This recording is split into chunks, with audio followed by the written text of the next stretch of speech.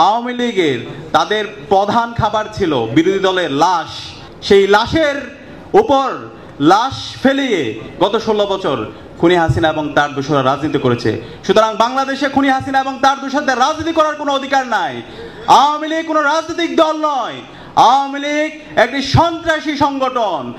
আওয়ামী লীগের যে নেতৃবৃন্দ আছে, আওয়ামী লীগ, যুবলীগ, ছাত্রলীগ এবং খুনি হাসিনা এবং তার দোসরদেরকে যারা এই দেশ থেকে পালিয়েছে তাদেরকে দেশে আনতে হবে। দেশে এনে দৃষ্টান্তমূলক বিচারের আওতায় নিয়ে এসে তাদের প্রত্যেককে ফাঁসি দিতে হবে। এটি এদেশের আপামর ছাত্র জনতার গণদাবি। এই জুলাই বিপ্লবে খুনি হাসিনা এবং তার দোসররা আমাদের 2000 ভাই বোনকে শহীদ করেছে, 40,000 ভাই বোনকে গাজী করেছে। এই জুলাই বিপ্লবে যে গণহত্যা এবং শিশু হত্যা সংঘটিত হয়েছে, এই প্রত্যেকটা হত্যাকাণ্ডের বিচার এই স্বাধীন বাংলাদেশে হতে হবে।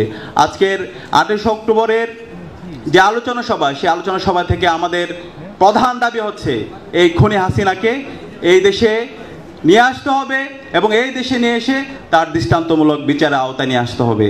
আমরা ইসলামী ছাত্র শিবিরের পক্ষ থেকে এদেশের মুক্তিকামী ছাত্র জনতাকে সাথে নিয়ে আবার যদি রাস্তায় নামতে হয়, সেই রাস্তায় নামার জন্য আমরা প্রস্তুত আছি। গত 16 বছরে একক ছাত্র সংগঠন হিসাবে গুম কমিশনের রিপোর্ট অনুযায়ী ইসলামী ছাত্র শিবিরের দায়িত্বশীল এবং জনশক্তির সবচেয়ে বেশি গুমের শিকার হয়েছে, সবচেয়ে বেশি নির্যাতনের শিকার হয়েছে। গত 16 বছরে বাংলাদেশে সবচেয়ে বেশি জুলুমের শিকার ছিল ইসলামী ছাত্র শিবির। ইসলামী ছাত্র শিবির একটি মজলুম সংগঠন ছিল। আমাদের শত শত নেতৃবৃন্দকে শহীদ করা হয়েছে, আমাদের হাজারো নেতৃবৃন্দকে পঙ্গু করা হয়েছে।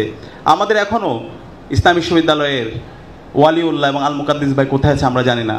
আমাদের এখনও 6 জন ভাই কোথায় আছে আমরা জানি না।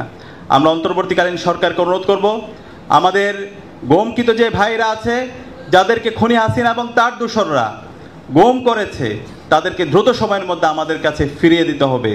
এবং একই সাথে গত 16 বছরে খুনি হাসিনা এবং তার দোসররা বাংলাদেশে যে গুম, খুন, হত্যাকাণ্ড চালিয়েছে এবং প্রতিটি ক্যাম্পাসে ক্যাম্পাসে শিক্ষার্থীদের উপর যে নিপীড়ন, নির্যাতন করেছে, এই প্রত্যেকটা নিপীড়ন, নির্যাতনের বিচার এই স্বাধীন বাংলাদেশে হতে হবে।